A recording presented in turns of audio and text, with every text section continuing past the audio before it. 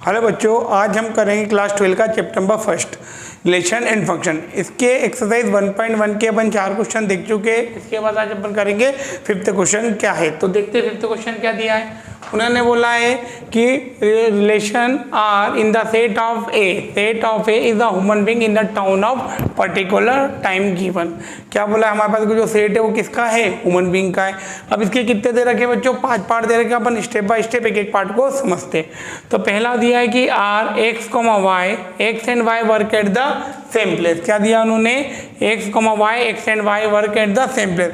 अब फिर अपन को क्या करना है, तीनों कंडीशन को क्या करके बताना है, प्रूव करके बताना है। कौन कौन सी, सिमेट्रिक में यहाँ पे बताया तो शॉर्ट में थोड़ा सा। सिमेट्रिक की कंडीशन क्या होती है, सॉरी सबसे आता है रिफ्लेक्सिव। कौन सी आती है, रिफ्लेक्सिव, फिर सिमेट्रिक और फिर ट्रांजिटिव। रिफ्लेक्सिव में क्या होता है, हर एलिमेंट की खुद के साथ क्या होना चाहिए, इमेज होना चाहिए। मतलब हर एलिमेंट का खुद के साथ क्या होना चाहिए, पेयर होना चाहिए। तो उसकी कंडीशन क्या होती है कि एक्स कॉमा एक्स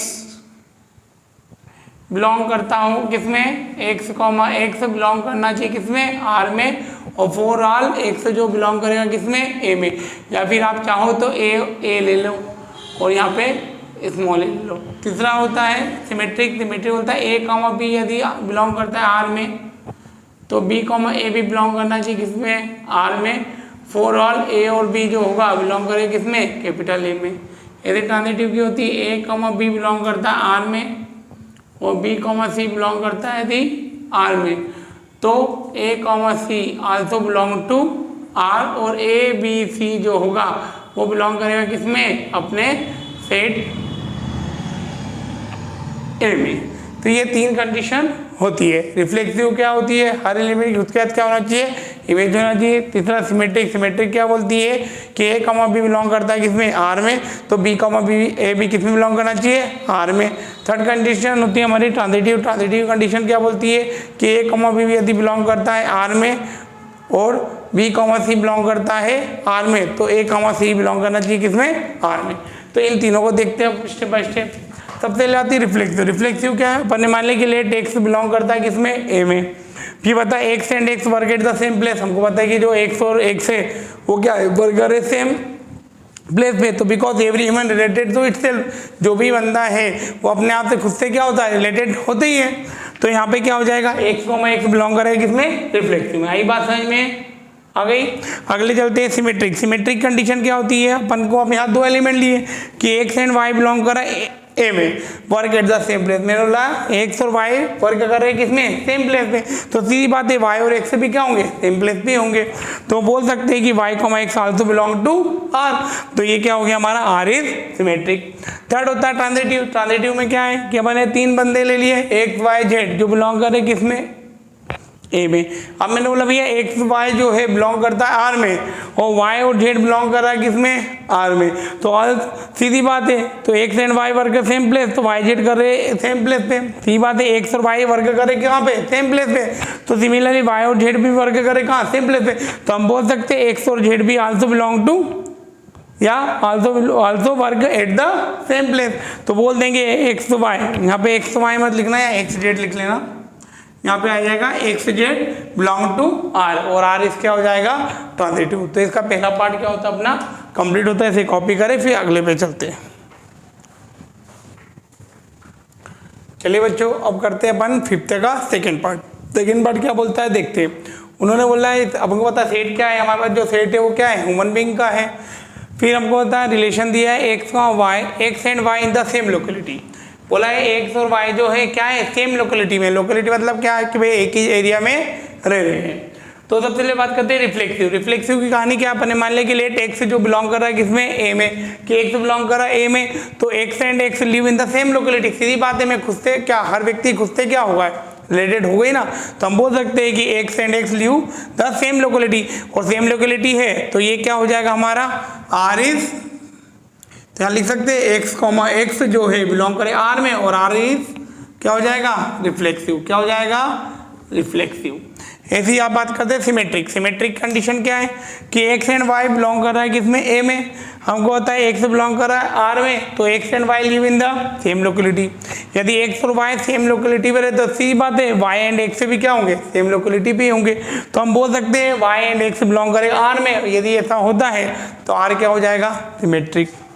फिर अपने क्या लिया, ट्रांजिटिव की कंडीशन में अपने लिया एक्स वाई जेड बिलोंग कर रहा है किसमें, आर में। तो मैंने यहाँ लिखा एक्स वाई बिलोंग कर रहा है आर में और वाई जेड बिलोंग कर रहा है आर में। क्यों, क्योंकि X and Y live in the same locality, तो similarly Y and Z live in the same locality. तो इस प्रकार हम बोल सकते हैं कि एक्स वाई बिलोंग कर रहा है आर में और वाई जेड बिलोंग कर रहा है आर में, और ये दोनों एक दूसरे से क्या है, भैया सेम ही लोकेलिटी पे रहे दोनों। तो हम बोल सकते हैं कि x and Z live in the same locality. और यदि ऐसा होता है तो एक्स वाई भी, एक्स जो जेड है वो भी किसमें बिलोंग करेगा, आर में। और एक्स जेड यदि बिलोंग करे आर में तो आर क्या हो गया हमारा, ट्रांजिटिव। तो ऐसे आप कॉपी करें, फिर चलते हैं नेक्स्ट पे। चलिए बच्चों अब आते हैं फिफ्थ के सी पार्ट पे। तो सी पार्ट पे बोला देखते हैं, उन्होंने बोला है relation R in the set of the A of a human being in the town at a particular time given. क्या बोले भैया, हमारे पास जो ए सेट है वो क्या है, एक टाउन का पर्टिकुलर क्या है, ह्यूमन बीइंग का एक पूरा अपने पास सेट है। तो उसमें कोई कंडीशन दे रखी है, ए और बी तो अपन कर ले। सी में कंडीशन क्या दी है कि एक्स का Y such that X is exactly 7 centimetre taller than Y. बोला जो एक्स है वो 7 सेंटीमीटर क्या है, बड़ा है किससे, वाई से। तो आपको पता है रिफ्लेक्सिव कंडीशन क्या होती है, ए कॉमा ए बिलोंग करना चाहिए किसमें, आर में, और ए बिलोंग करना चाहिए किसमें, ए में। तो यहाँ पे अपन ने लिख दिया कि लेट एक्स बिलोंग कर रहा है ए में और x can not B taller than itself. अब कोई भी बंदा अपने खुद से क्यों बड़ा हो सकता है क्या, नहीं। तो हम बोल सकते हैं कि X comma X not belong to R, R is not a reflexive. Second आती सिमेट्रिक। सिमेट्रिक के ऊपर निकल लिया कि एक्स कॉमा वाई बिलोंग कर रहा है किसमें, ए में। बोला X Y X comma Y belong करता है किसमें, आर में। तो एक्स क्या हो गया, एग्जैक्टली 7 सेंटीमीटर टॉलर हो गया किससे, वाई के। एक्स 7 सेंटीमीटर बड़ा है किससे, वाई से। तो क्या वाई 7 सेंटीमीटर बड़ा हो पाएगा एक्स से, पॉसिबल ही नहीं है। तो यहाँ पे Y is not taller than X. क्यों, तो बोल सकते हैं Y comma X not belong to R. यदि ये बिलोंग नहीं कर रहा है तो R is not symmetric. Third में अपन को तीन वेरिएबल ले लिए, एक्स वाई जेड जो बिलोंग करे किसमें, आई में, ए में। अब एक्स कॉमा वाई बिलोंग कर रहा है किसमें बच्चों, आर में, और वाई कॉमा जेड बिलोंग कर रहा है किसमें, आर में। तो इसका मतलब क्या हुआ, एक्स से एग्जैक्टली 7 सेंटीमीटर बड़ा है किससे, वाई से, और इसका मतलब क्या हुआ, वाई एग्जैक्टली बड़ा है किससे, 7 सेंटीमीटर जेड से। अब पता है एक्स तो वाई से बड़ा है और वाई किससे बड़ा, जेड से। तो क्या जेड एक्स से बड़ा हो सकता है क्या, नहीं हो सकता है। और सीधी बात है, एक्स जो जेड एक्स जो होगा वो जेड से कितना सेंटीमीटर बड़ा हो जाएगा, 40 सेंटीमीटर। ये लिखा है कि x is 40 centimetre taller then Z. तो बोल सकते हैं कि एक्स कॉमा वाई नहीं है, एक्स कॉमा जेड लिखना बच्चों, X comma Z not belong to R और R is not a symmetric. तो ऐसे आप कॉपी करें, फिर इसके बाद हम करते हैं इसका डी पार्ट। चलिए बच्चों अब देखते हैं क्वेश्चन नंबर डी, फिफ्थ का। क्या बोला उन्होंने कि रिलेशन आर दे रखा है एक्स का Y such that X is wife of Y. क्या बोला है, एक्स जो है वाइफ है किसकी, वाई की। ठीक है, तो अपन ने मान लिया कि लेट एक्स बिलोंग कर रहा है किसमें, एक ए में, और एक can not be the wife of her self. क्या खुद की वाइफ हो सकते हो क्या आप, खुद कोई पत्नी हो सकती है क्या, नहीं। तो यहाँ बोल देंगे X comma X not belong to R और R is not reflexive. Second symmetric पे आते हैं, अपन ने बोल दिया कि एक्स कॉमा वाई बिलोंग कर रहा है किसमें, ए में। तो एक्स कॉमा वाई बिलोंग कर रहा है आर में, तो इसका मतलब क्या हुआ, X is wife of Y, कि एक्स किसकी वाइफ है, वाई की। तो क्या वाई एक्स की वाइफ हो सकती है क्या, नहीं, पॉसिबल ही नहीं है। तो Y is not wife of X. तो यहाँ बोल सकते हैं कि Y comma X not belong to R, तो therefore R is not a symmetric. Transitive पे चलते हैं, अपन ने लिए वैल्यू एक्स वाई जेड जो है बिलोंग करे किसमें, ए में। हमने बोल दिया एक्स कॉमा वाई बिलोंग कर रहा है आर में and Y comma Z belong कर रहा है आर में। बोला एक्स जो है वाइफ है किसकी, एक्स जो है वाइफ किसकी, वाई की है। तो क्या वाइफ हो सकती है क्या जेड की, ये केस क्या है, पॉसिबल ही नहीं है। तो यहाँ बोल सकते हैं हम क्या, X is wife of Y and Y is wife of Z. इस कंडीशन से ये बन रही है, दिस केस नॉट पॉसिबल। भैया एक्स किसकी वाइफ है, वाई की, और वाई वाइफ हो गई क्या, ये लड़की थोड़ी है दोनों, अपन शादी थोड़ी कर ली। तो यहाँ पे क्या हो गया, X is wife of Y, Y is wife of Z. This case not possible. तो यहाँ बोल देंगे X is not a wife of Z, सीधी बात है, एक्स जो होगी वो जेड की वाइफ होने वाली नहीं है। तो यहाँ बोल देंगे कि X comma Z not belong to R, और आर यदि बिलोंग नहीं कर रहा है तो आर इज ट्रांजिटिव। तो ये क्वेश्चन भी अपना बच्चों क्या होता है कंप्लीट। इसे कॉपी करें, फिर नेक्स्ट क्वेश्चन पे चलते हैं।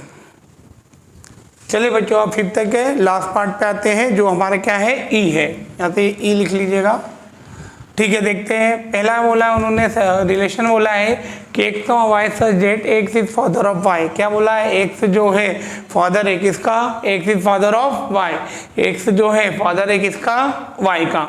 तो reflexive condition let X belong कर रहा है किसमें, ए में, एक्स बिलोंग कर रहा है ए में। तो x can not be the father of himself, क्या खुद का खुद पिता हो सकता है कोई, पॉसिबल ही नहीं है। तो यहाँ पे बोल देंगे X comma X not belong to R, R is not a reflexive. Clear है बात। अगला चलते हैं सिमेट्रिक। सिमेट्रिक बोला है कि एक्स कॉमा वाई बिलोंग कर रहा है किसमें, ए में। तो लिखते हैं एक्स कॉमा वाई बिलोंग कर रहा है आर में। तो इसका मतलब क्या हो गया, X is father of Y. फिर मैंने बोल दिया कि Y can not be father of X, यहाँ एक्स लिखना बच्चों। भैया एक्स जो है फादर है वाई का, तो क्या वाई एक्स का फादर हो सकता है क्या, नहीं, अपने पिताजी के पिताजी थोड़ी हो सकते अपन। तो Y can not be father of X, तो Y comma X not belong to R, तो R is not a symmetric. अगला आते transitive, X comma Y comma Z belong कर रहा है किसमें बच्चों, ए में। तो मैं लिख दे एक्स कॉमा वाई बिलोंग कर रहा है किसमें, आर में, और वाई कॉमा जेड बिलोंग कर रहा है किसमें, आर में। तो इसका मतलब क्या, X is father of Y and Y is father of Z. X जो है फादर है किसका, वाई का, और वाई फादर है किसका, जेड का।